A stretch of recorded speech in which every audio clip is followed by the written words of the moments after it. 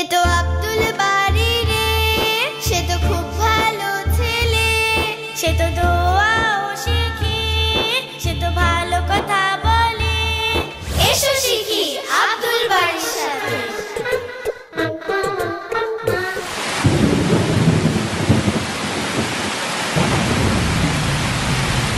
Wow আপু, তাড়াতাড়ি এসো, দেখো কি জোরে বৃষ্টি শুরু হয়েছে। আরে বাহ, মাশাআল্লাহ, বর্ষাকাল শুরু হয়ে গিয়েছে। হ্যাঁ দেখো আপু, কি সুন্দর লাগছে তাই না? হ্যাঁ সত্যি খুব সুন্দর লাগছে।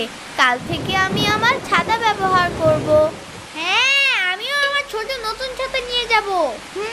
ইনশাআল্লাহ। আপু, বৃষ্টির সময় কি কোনো দোয়া পড়তে হয়? হ্যাঁ আব্দুল বারী, যখন বৃষ্টি হয় তখন আমাদের দোয়া পড়তে হবে। আচ্ছা, তুমি কি সেই দোয়াটা শেখাবে আপু?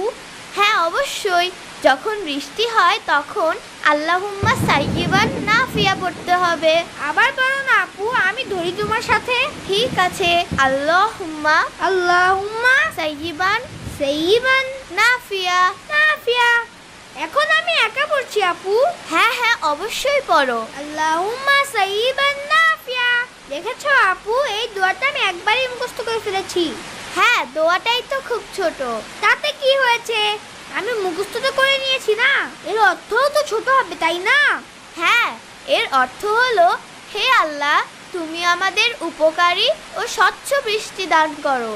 আচ্ছা, মানে আমরা আল্লাহকে বলি যে তিনি এই বৃষ্টিকে উপকারী বানিয়ে দিক। একেবারেই ঠিক ধরেছো তুমি আব্দুল বারী। এসো এখন বৃষ্টির সুন্দর সুন্দর ফোঁটা দেখি। ওয়াও, ওই দেখো আপু, লাইটে বৃষ্টির ফোঁটা কি রঙিন দেখাচ্ছে। তুমি বসো, আমাকে পড়তে হবে। ঠিক আছে আপু।